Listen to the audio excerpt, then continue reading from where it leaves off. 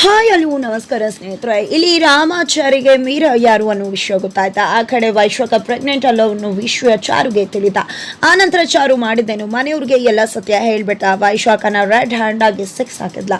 ಏನಾಯ್ತು ಇದು ಎಲ್ಲವನ್ನ ಕೂಡ ತಿಳ್ಕೋಬೇಕು ಅಂದ್ರೆ ಈಗಲೇ ನಮ್ಮ ಈ ಚಾನಲ್ನ ಸಬ್ಸ್ಕ್ರೈಬ್ ಮಾಡಿ, ಹಾಗೆ ಒಂದು ವಿಡಿಯೋವನ್ನ ಪೂರ್ತಿಯಾಗಿ ನೋಡಿ. ಇಲ್ಲಿ ವೈಶ್ವಕಗೆ ಒಂದು ಜ್ಯೂಸ್ ಕೊಡ್ತಾಳೆ ಚಾರು. ಅದರಲ್ಲಿ ಪೌಡರ್ನ ಮಿಕ್ಸ್ ಮಾಡಿರ್ತಾಳೆ. ಅದು ಡಾಕ್ಟರ್ ಹೇಳಿರ್ತಕ್ಕಂಥ ಸಜೆಸ್ಟ್ ಮಾಡಿರ್ತಕ್ಕಂಥ ಜ್ಯೂಸ್ ಆಗಿರುತ್ತೆ. ಅದನ್ನ ಕುಡ್ದಿದ್ದೆ ಈ ಕಡೆ ತಲೆ ಗಿರ್ರ ಅಂತ ಇದೆ ವೈಶ್ವಕಗೆ. ಏನಕ್ಕ ಆಯಿತು ಅಂತಕ, ಯಾಕೋ ತಲೆ ಸುತ್ತದಾಗ ಆಗ್ತದ ಅಂತ ಹೇಳ್ತಿದ್ರೆ, ಅಯ್ಯೋ ಅದಾ ಸುಮ್ಮನೆ ಆ ರೀತಿ ಆಗತ್ತಷ್ಟೇ, ಈಗ ನೀನು ಪ್ರೆಗ್ನೆಂಟ್ ಅಲ್ವಾ ಅದಕ್ಕೋಸ್ಕರ ಈ ರೀತಿ ಆಗ್ಬಹುದು ಅಂತಕ. ಆದರೂ ಆಗಬಹುದು, ಆದರೂ ಕೂಡ ನೀನು ಕೂಡ ಜ್ಯೂಸ್ ತಂದ್ಕೊಟ್ಟೆ, ಊಟ ಕೂಡ ಮಾಡ್ದೆ, ಆದರೂ ಕೂಡ ಒಂದು ರೀತಿ ಆಗ್ತಿದೆ ಅಂದಾಗ ಸರಿ ಆಯಿತು ಬಾಕ ರೆಸ್ಟ್ ತಗೋ ಅಂತ ಹೇಳಿ ರೂಮಿಗೆ ಕರ್ಕೊಂಡು ಬಂದು ಮಲಗಿಸ್ತಾಳೆ. ಅವಳು ಮಲಗಿಸ್ತಿದ್ದಾಗೆ ಈ ಕಡೆ ವೈಶ್ವಕಗೆ ಪ್ರಜ್ಞೆ ತಪ್ಪು ಹೋಗುತ್ತೆ. ತಕ್ಷಣ ಡಾಕ್ಟರ್ಗೆ ಕಾಲ್ ಮಾಡ್ತಾಳೆ ಚಾರು. ಕಾಲ್ ಮಾಡಿದೆ, ಡಾಕ್ಟರ್ ನೀವು ಹೇಳ್ದಾಗೆ ಮಾಡಿದ್ದೀನಿ, ಈಗ ಅಕ್ಕ ಮಲ್ಕೊಂಡಿದ್ದಾಳೆ, ಎಚ್ಚರ ತಪ್ಪಿದಾಳೆ ಅಂತ ಹೇಳ್ತಿದ್ದಾಗೆ ಸರಿ ಅಂತ ಹೇಳಿ ಡಾಕ್ಟರ್ ಬರ್ತೀನಿ ಅಂತ ಹೇಳ್ತಾರೆ.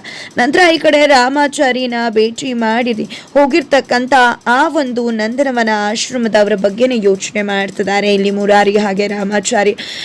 ಯಾರದು ರಾಮಾಚಾರಿ ಅಂತಕ ಅವರೇ ಹೇಳಿದ್ರಲ್ವಾ ಕೃಷ್ಣ ಇರ್ತಕ್ಕಂಥ ಆಶ್ರಮ ನಡೆಸ್ತಿದ್ದವರು ಅಂತ. ಹಾಗಿದ್ರೆ ಇದರಿಂದ ಗೊತ್ತಾಗೋದು ಕೃಷ್ಣಂಗೆ ನಾವು ಅಲ್ಲದೆ ತುಂಬಾ ಜನ ಅವನ್ನ ಪ್ರೀತಿಸೋರು ಇದ್ದಾರೆ ಅನ್ನೋ ವಿಷಯ ಗೊತ್ತಾಯ್ತು ಅಂತ ಹೇಳ್ತಿದ್ದಾರೆ ರಾಮಾಚಾರಿ. ಹೌದು ರಾಮಾಚಾರಿ, ನೀನು ಹೇಳುದು ನಿಜ, ಕೃಷ್ಣನ ಪ್ರೀತಿಸೋರಿದ್ದಾರೆ. ನೀನು ಅವ್ರ ಜೊತೆ ಮಾತಾಡಿದ್ರೆ ಖಂಡಿತ ಎಲ್ಲ ಕೂಡ ಗೊತ್ತಾಗ್ತಿತ್ತಲ್ವಾ, ನೀನು ಯಾಕೆ ಮಾತಾಡ್ಲಿಲ್ಲ? ಜೊತೆಗೆ ಅವರು ಯಾವುದೋ ಹುಡುಗಿ ಹೇಳಿದ್ರು ಮೀರಾ ಅಂತ, ಆ ಹುಡುಗಿ ಕೃಷ್ಣನ ಪ್ರೀತಿ ಮಾಡಿದ ಹುಡುಗಿ ಆಗಿರಬಹುದಲ್ವಾ? ಅವ್ರು ಯಾರು ಏನು ಎಲ್ಲವನ್ನ ಕೂಡ ನೀನು ತಿಳ್ಕೊಂಡಿದ್ದಿದ್ರೆ ಅವ್ರಿಗೆ ಅವನನ್ನ ಸಾಯಿಸಿದವ್ರು ಯಾರು ಅನ್ನೋದ್ರ ವಿಷಯ ಗೊತ್ತಿತ್ತು ಅನ್ಸತ್ತೆ. ಅದ್ರ ಬಗ್ಗೆ ನಮಗೆ ವಿಷಯ ಕೂಡ ತಿಳಿತಿತ್ತು, ಯಾಕೆ ನೀನು ಮಾತಾಡಲಿಲ್ಲ ಅಂತಕ ನನಗೆ ಆ ಕ್ಷಣಕ್ಕೆ ನನ್ನ ತಮ್ಮನ ಸಾವಿಗೆ ಕಾರಣ ಅದ್ರ ಬಗ್ಗೆ ತಿಳ್ಕೋಬೇಕು ಅನ್ನೋಕ್ಕಿಂತ ನನ್ನ ತಮ್ಮನ್ನ ಪ್ರೀತಿಸೋರಿದಾರಲ್ಲ ಅನ್ನೋದ್ರ ಬಗ್ಗೆನೇ ನನಗೆ ಖುಷಿ ಆಗ್ತಿತ್ತು. ಅದಕ್ಕೋಸ್ಕರ ನಾನು ಅವ್ರ ಹತ್ರ ಏನೂ ಹೇಳೋಕೆ ಹೋಗ್ಲಿಲ್ಲ. ಜೊತೆಗೆ ನೀನು ಯಾಕೆ ರಾಮಾಚಾರಿ, ಅವ್ರು ಕೃಷ್ಣ ಅಂತ ನೀನನ್ನು ಕರೀತಾ ಇದ್ರು, ನೀನು ಮಾತಾಡಿದೆ ಸುಮ್ಮನಿದ್ದೆ ಅಂತ ಮುರಾರಿ ಹೇಳ್ತಿದ್ದಾರೆ. ಯಾಕೆ ಸುಮ್ಮನಿದ್ದೆ ಅಂದರೆ, ನಾನು ರಾಮಾಚಾರಿ ಕೃಷ್ಣ ಅಲ್ಲ, ಅವನು ಸತ್ತೋದ ಅಂತ ಹೇಳಬೇಕಿತ್ತ. ಈಗಲೇ ಅವನನ್ನು ಕಾಣಿಸ್ದೆ, ಇಷ್ಟೆಲ್ಲ ಸಂಕಟ ಪಡ್ತಿರೋ ಅವ್ರಿಗೆ ಕಿಟ್ಟಿ ಸತ್ತೋದ ಅಂತ ಗೊತ್ತಾದರೆ ಅವ್ರಿಗೆ ಎಷ್ಟು ಆತಂಕ ಆಗೋದಿಲ್ಲ, ಅದಕ್ಕೆ ನಾನು ಆ ವಿಷಯನ ಹೇಳೋಕೆ ಹೋಗಲಿಲ್ಲ ಅಂತ ಹೇಳ್ತಿದ್ದಾರೆ. ಜೊತೆಗೆ ದೇವರು ಅನ್ನೋನಿದ್ದೇ ಇರ್ತಾನೆ. ಈಗ ತಾನೇ ನಾವು ಏನು ಹೇಳ್ತಿದ್ವಿ, ಕೃಷ್ಣನ್ಗೆ ಸಂಬಂಧಪಟ್ಟವ್ರು ಯಾರಾದರೂ ಸಿಕ್ಕಿದ್ರೆ ನಮಗೆ ವಿಷಯ ಗೊತ್ತಾಗ್ಬಹುದು, ಸುಳಿವು ಸಿಗ್ಬಹುದು ಅಂತ. ಆದರೆ ದೇವ್ರಿದ್ದಾನೆ ಅನ್ನೋದಕ್ಕೆ ಇದೇ ಸಾಕ್ಷಿ. ನಾವು ಅನ್ಕೋತಿದ್ದಾಗೆ ಅವ್ರು ಬಂದು ಕಿಟ್ಟಿ ಗೊತ್ತಿದೆ ಅಂತ ಹೇಳಿದ್ರು. ಜೊತೆಗೆ ಇದರಿಂದಾಗಿ ಅವ್ನು ಪ್ರೀತಿ ಮಾಡ್ತಿದ್ದು ಹುಡುಗಿ ಕೂಡ ಇದ್ದಾಳೆ. ಅದನ್ನ ನೋಡ್ತಿದ್ರೆ ಖಂಡಿತ ಅವ್ನು ಪ್ರೀತಿ ಮಾಡ್ತಿದ್ದು ಹುಡುಗಿ ಅನ್ಸುತ್ತೆ. ಖಂಡಿತ ಅವಳಿಗೆ ಅನ್ಯಾಯ ಆಗ್ತದೆ. ಮೊದಲು ಅವಳು ಯಾರು ಅನ್ನೋದನ್ನ ಹುಡುಕ್ಬೇಕು. ಅವಳಿಗೆ ವಿಷಯ ಗೊತ್ತಿದ್ರು ಗೊತ್ತಿರಬಹುದು, ಆ ವಿಷಯನ ಯಾವುದೇ ಕಾರಣಕ್ಕೂ ಇವಳಿಗೆ ಹೇಳಬಾರ್ದು. ಯಾಕಂದರೆ ಅವಳಿಗೆ ಕಿಟ್ಟಿಗೆ ಯಾರ ಶತ್ರುಗಳಿರ್ಬೋದು, ಯಾರು ಆ ರೀತಿ ಮಾಡಿರ್ಬೋದು ಅನ್ನೋ ಸುಳಿವು ಕೂಡ ಸಿಗಬಹುದು. ಅದಕ್ಕೋಸ್ಕರ ಮೊದಲು ಆಕೆ ಯಾರು ಅನ್ನೋದನ್ನ ನಾವು ತಿಳ್ಕೋಬೇಕು. ಜೊತೆಗೆ ನನಗೆ ನನ್ನ ತಮ್ಮನ ಬಗ್ಗೆ ಹೆಮ್ಮೆ ಆಗ್ತದೆ, ಖುಷಿ ಆಗ್ತದೆ. ಜೊತೆಗೆ ದೇವ್ರ ಮೇಲೂ ನಂಬಿಕೆ ಬರ್ತದೆ. ದೇವರು ಈಗಲೂ ಕೂಡ ನಮ್ಮ ಬೆನ್ನಿದ್ದಾನೆ ಇದ್ದಾನೆ ಅನ್ನೋದಕ್ಕೆ ಇದಕ್ಕಿಂತ ಬೇರೆ ಸಾಕ್ಷಿನೇ ಬೇಡ. ನಮಗೆ ಈ ಕೃಷ್ಣನ ಸಾಯಿಸಿದವ್ರು ಯಾರು ಅನ್ನೋ ಸುಳಿವು ಸಿಗದೆ ಉದ್ದಾಡ್ತಾ ಇದ್ವಿ. ಅವ್ನ ಕಡೆಯವ್ರು ಸಿಕ್ಕಿದ್ರೆ ಸಾಕು ಅಂತಿದ್ವಿ. ಆದರೆ ಕೊನೆಗೂ ಅವ್ರನ್ನ ನಮ್ಮ ಕಣ್ಮುಂದೆ ತಂದಿಟ್ಬಿಟ್ಟ ದೇವರು. ಇದರಿಂದ ನಮ್ಗೆ ಗೊತ್ತಾಗ್ತಿರೋದು ಕೃಷ್ಣನ ಸಾವಿಗೆ ಕಾರಣ ಯಾರು ಅನ್ನೋದನ್ನ ನಾವು ಹುಡುಕ್ಬೋದು. ದೇವರು ನಮ್ಮ ಬೆನ್ನಲ್ಲಿ ಬಗ್ಗೆ ಇದ್ದಾನೆ ಅನ್ನೋ ಸತ್ಯ ಅಂತ ರಾಮಾಚಾರಿ ಹೇಳ್ತಿದ್ದಾರೆ. ಅವ್ರು ಯಾವ ಆಶ್ರಮದ ಹೆಸರು ಹೇಳಿದ್ರು ಅಂತಿದ್ದಾಗೆ ನಂದನವನ ಅಂತ ಹೇಳ್ತಾರೆ ಮುರಾರಿಯವರು. ಮೊದಲು ಆ ಆಶ್ರಮದ ಹತ್ರ ಹೋಗ್ಬೇಕು, ಆ ಮೀರಾ ಯಾರು ಅನ್ನೋ ಹುಡುಗಿನ ಭೇಟಿ ಮಾಡಬೇಕು. ಆದರೆ ಆ ಹುಡುಗಿ ಎಲ್ಲಿರ್ಬೋದು, ಏನು ಮಾಡ್ತಿರ್ಬೋದು ಅನ್ನೋ ಸುಳಿವೇ ಗೊತ್ತಿಲ್ವಲ್ಲ ಅಂತ ಯೋಚನೆ ಮಾಡಿ ಮೀರಾನ ಭೇಟಿ ಮಾಡಬೇಕು ಅಂತ ಯೋಚನೆ ಮಾಡ್ತಿದ್ದಾರೆ. ಹಾಗಿದ್ರೆ ಮೀರಾ ಪಾತ್ರಧಾರಿಯಾಗಿ ಯಾರು ಬರ್ತಾರೆ ಅನ್ನೋದನ್ನ ಕಾದು ನೋಡ್ಬೇಕಾಗಿದೆ. ಇದಾಗ್ತಾ ಇದ್ರೆ ಆ ಕಡೆ ಡಾಕ್ಟರ್ ಬಂದಿದ್ದಾರೆ. ಡಾಕ್ಟರ್ನ ಕರ್ಕೊಂಡು ಬೆಡ್ರೂಮ್ಗೆ ಕರ್ಕೊಂಡು ಬರ್ತಾಳೆ ಚಾರು. ಈ ಕಡೆ ಚೆಕಪ್ ಮಾಡ್ತಿದ್ದಾರೆ. ವೈಶ್ವಕಗೆ ಪ್ರಜ್ಞೆ ಇಲ್ಲ. ಚೆಕಪ್ ಮಾಡ್ತಿದ್ದಾಗೆ ಗೊತ್ತಾಗ್ತದೆ ಡಾಕ್ಟರ್ಗೆ.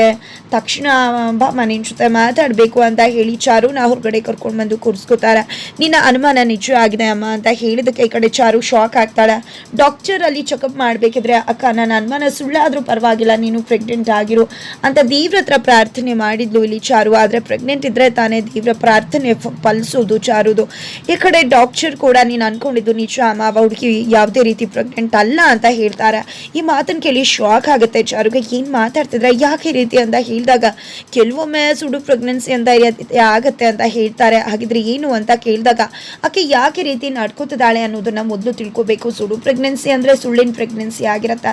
ಕೆಲವೊಮ್ಮೆ ತಾವು ಪ್ರೆಗ್ನೆಂಟ್ ಅಲ್ಲ ಅಂದ್ರೂ ಕೂಡ ಡಿಪ್ರೆಷನ್ಗೆ ಹೋಗಿ ನಾವು ಪ್ರೆಗ್ನೆಂಟ್ ಅಂತ ಫೀಲ್ ಮಾಡ್ತಾರೆ.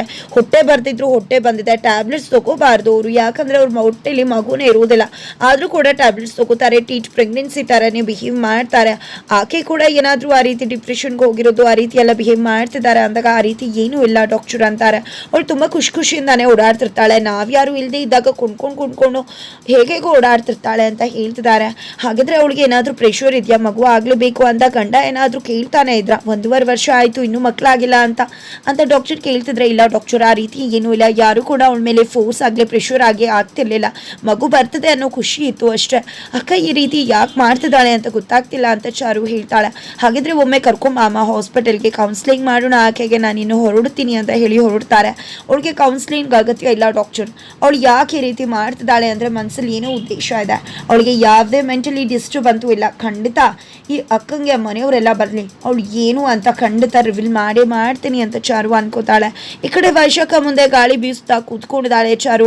ಇಷ್ಟು ದಿನ ನೋಡಿ ಚಾರು ಬೇರೆ, ನೀನು ಬದಲಾಗಿದೆಯಾ, ಮಗು ಆಗ್ತದೆ ಅಂತ ನಾನು ಕೂಡ ಸುಮ್ಮನಿದ್ದೆ, ಆದರೆ ನೀನು ಈ ರೀತಿ ಎಲ್ಲ ಸುಳ್ಳು ಹೇಳಿದೆ ಅಂದಮೇಲೆ ಇನ್ನು ನೋಡ್ತಾರು ನಿನಗೆ ಹೇಗೆ ಬಿಸಿ ಮುಟ್ಟಿಸ್ತೀನಿ, ಇನ್ನು ನಿನಗೆ ಕೇಡು ಕಾಲ ಶುರುವಾಯಿತು ಅಂತ ಚಾರು ಹೇಳ್ತಿದ್ದಾಳೆ. ನಂತರ ಈ ಕಡೆ ವೈಶಾಖಗೆ ಪ್ರಜ್ಞೆ ಬರುತ್ತೆ. ನೀನು ಯಾಕೆ ಗಾಳಿ ಬೀಸ್ತಿದ್ಯಾ, ನನಗೇನಾಗಿತ್ತು, ಯಾಕೆ ಈ ರೀತಿ ಆಯಿತು ಅಂತ ಹೇಳ್ತಿದ್ರೆ, ಅಯ್ಯೋ ಅಕ್ಕ ನಿಂಗೆ ಸುಸ್ತಾಗಿದೆ ಅದಕ್ಕೋಸ್ಕರ ಈ ರೀತಿ ಆಗ್ತಿದೆ ಅಷ್ಟೇ, ಇನ್ನು ಮುಂದೆ ಏನೂ ಎಲ್ಲ ಬಿಡು, ನಾನು ಇದೀನಲ್ವ ಎಲ್ಲನೂ ಕೂಡ ನೋಡ್ಕೋತೀನಿ, ಇನ್ನೇನು ಒದ್ದಿ ಕಳಿಸೋದು ಅಷ್ಟೇ ಅಂತಿದ್ರೆ ಏನು ಮಾತಾಡ್ತಿದ್ಯಾ ನೀನು ಅಂತ ವೈಶಾಖ ಕೇಳ್ತಿದ್ರೆ, ಅದು ಮಗು ಒದಿಯತ್ತಲ್ವ ಅದ್ರ ಬಗ್ಗೆ ಹೇಳ್ತಿದ್ದೆ ಅಷ್ಟೇ ಅಕ್ಕ, ಇನ್ನು ಬಿಡು ನೀನು, ಎಲ್ಲ ನಾಟಕ ಕೂಡ ಬಂದಾಗತ್ತೆ ಅಂತ ಹೇಳ್ತಿದ್ದಾಳೆ ಚಾರು. ನಾಟಕನ ಅಂದಾಗ ಹೌದು ಪ್ರೆಗ್ನೆನ್ಸಿ ನಾಟಕ ಅಂತ ಚಾರು ಚೂಕ್ ಕೊಡ್ತಾ ಇದ್ರೆ, ಏನು ಮಾತಾಡ್ತಿದ್ಯಾ ನೀನು ಅಂತ ಒಂದೇ ಕ್ಷಣ ಹೆದರಿಕೆ ಶುರುವಾಗ್ಬಿಡುತ್ತೆ ವೈಶಾಖಗೆ.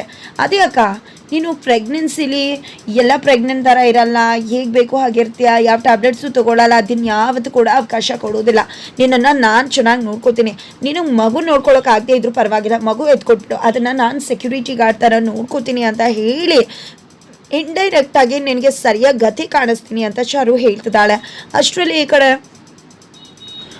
ಎಲ್ಲರೂ ಕೂಡ ಮನೆಗೆ ಬರ್ತಾರೆ, ನೀನು ಜ್ಯೂಸ್ ತೊಗೊಂಡು ಬರ್ತೀನಿ ಅಂತ ಚಾರು ಕೂಡ ಆಚೆ ಬಂದಿರ್ತಾಳೆ. ಅಷ್ಟರಲ್ಲಿ ಅಜ್ಜಿ ಬಂದಿದ್ದೆ ಜ್ಯೂಸ್ ಕೊಡಮ್ಮ ಅಂತ ಹೇಳ್ತಾರೆ, ಜ್ಯೂಸ್ನ ಚಾರು ತಂದು ಕೊಡ್ತಾಳೆ. ನಂತರ ಈ ಕಡೆ ಅವ್ರು ಕೊಟ್ಟರಲ್ಲ ಅದನ್ನು ವೈಶಾಖ ಕೊಡು ಅಂತ ಜಾನಕಿ ಅವ್ರಿಗೆ ಹೇಳ್ತಿದ್ದಾರೆ. ಅಜ್ಜಿ ವೈಶಾಖ ಕೂಡ ಇದ್ದಾರೆ, ಅದೇ ನಾವು ಹೋಗಿದ್ವಲ್ಲ ಫಂಕ್ಷನಲ್ಲಿ, ಅವ್ರಿಗೆ ನಮ್ಮ ಮನೇಲಿ ಪ್ರೆಗ್ನೆನ್ಸಿ ಇದ್ದಾರೆ ಅಂತ ಗೊತ್ತಾಯಿತು, ಅದಕ್ಕೋಸ್ಕರ ಚಕ್ಲಿ ಉಪ್ಪಿಟ್ಟು ಕೋಡ್ಬೆಲೆ ಎಲ್ಲ ತಂದು ಕೊಟ್ಟಿದ್ರು, ತೊಗೊಂಡು ಬರ್ತೀನಿ ಇರಮ್ಮ ಅಂತ. ನನಗದು ಏನೂ ಬೇಡ ಅಂತ, ಸ್ವೀಟ್ನ ಜಾಸ್ತಿ ತಿನ್ನಬಾರ್ದು ಅಂತಿದ್ದಾರೆ ಡಾಕ್ಟರ್, ಅದರಿಂದ ಮಗು ಬೆಳವಣಿಗೆ ಜಾಸ್ತಿ ಆಗುತ್ತಂತ, ಅದಕ್ಕೆ ಇನ್ನು ಮುಂದೆ ಸ್ವೀಟ್ ಏನು ತಿನ್ನಬಾರ್ದು, ಬರೀ ಹಣ್ಣು ಹಂಪಲು ಹಾಲು ಕುಡಿಬೇಕು ಅಂತ ಅಷ್ಟೇ ಅನ್ಕೊಂಡಿದ್ದೀನಿ, ಅನ್ನ ಏನು ತಿನ್ನಬಾರ್ದು ಅನ್ಕೊಂಡಿದ್ದೀನಿ ಅಂತದಾಗಲೇ ಚಾರು ಗೊತ್ತಾಗ್ಬಿಡತ್ತೆ.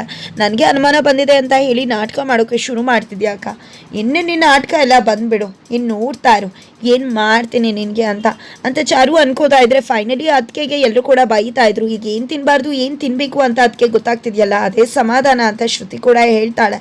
ನಂತರ ಇಲ್ಲಿ ವೈಶಾಖ ಡ್ರಾಮಾ ಮಾಡ್ತಿದ್ದಾಳೆ. ನಂತರ ಹೌದು ಅತ್ತೆ ಯಾವಾಗ ಸೀಮಂತ ಮಾಡೋದು ಅಂತ ಕೇಳ್ತಿದ್ದಾಳೆ ಚಾರು.